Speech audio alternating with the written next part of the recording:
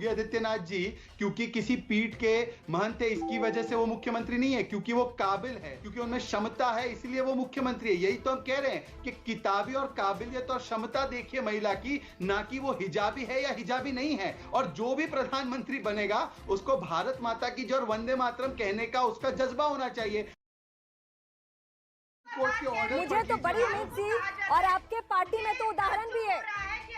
शाहबानो के वक्त में एक मुस्लिम लीडर को जब लगा कि ये फैसला गलत है तो फिर उन्होंने पार्टी छोड़ दी। मुझे आपसे उम्मीद इतनी बस थी कि आप महिलाओं के मामले पे पार्टी लाइन से अलग होकर भी थोड़ा बात करूंगी, लेकिन मैं वक्त जाया कर रही हूँ। मैं शोएब जमई के पास जाती हूँ। शोएब जमई, आपका क्या स्टैंड है ये जो पूरा प्रकरण चल रहा है?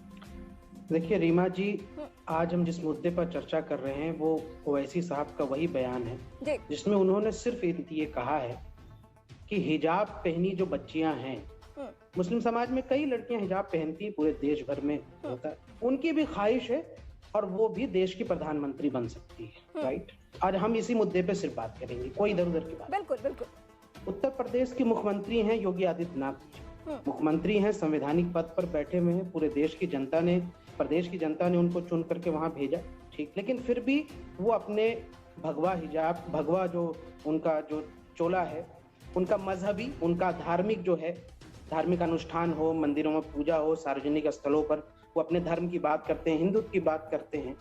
तो जब देश के एक चीफ मिनिस्टर को जब इस बात की इजाजत है अपने मजहब के मुताबिक रह करके, जिंदगी गुजार के, उस तरीके से कपड़ा पहन के संवैधानिक पद पर बैठने के लिए, तो देश की कोई महिला, कोई बच्ची अगर यहाँ से कभी फ्यूचर में अपने मजहब, अपनी पहचान के साथ अगर देश की प्रधानमंत्री बन जाए तो उसमें हमें गर्व करना चाहिए, यह सवाल पूछना चाहिए।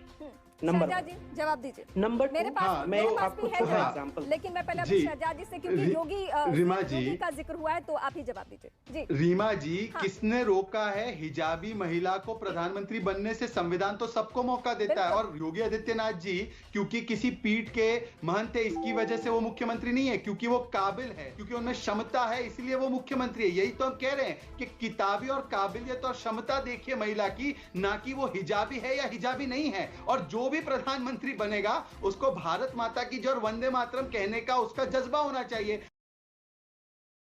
अब इस बात से एग्री करते, इत्तेफाक रखते हैं कि आपके लिए हिजाबी ज्यादा जरूरी है, ना कि उसका किताबी होना, क्षमतावान होना और राष्ट्रभक्ति से लीन होना। आपके लिए क्या जरूरी है? शोएब जी, आप अपने चेहरे से ये जो धार्मिक चश्मा है ना उसको उतारिए। आपने जो धार्मिक चश्मा पहन रखा है ना, इसी की वजह से आपकी दिक्कत है। जी रीमा जी, मैं जवाब दूं। बिल्कुल। एक बात उठी कि किताबी काबिलियत वाली होनी चाहिए या हिजाब वाली होनी चाहिए। इसका एक बहुत सुंदर सा एग्जाम्पल है। एक महिला है Samira Fazli, United States America की सरकार में व्हाइट हाउस के अंदर, जिनके पास मैं नहीं जा पाई हूँ, मुझे उनके पास जाना भी है। इकोनॉमिक काउंसिल के डायरेक्टर हैं, और वो डायरेक्टर इकोनॉमिक काउंसिल की, कोई मजहबी मामला नहीं है, पूरे अमेरिका की अर्थव्यवस्था की। वो हिजाब पहन करके अमेरिका के व्हाइट हाउस से पूरी दुनिया को एड्रेस करती है, चाहे तो गूगल करके देख लीजिए।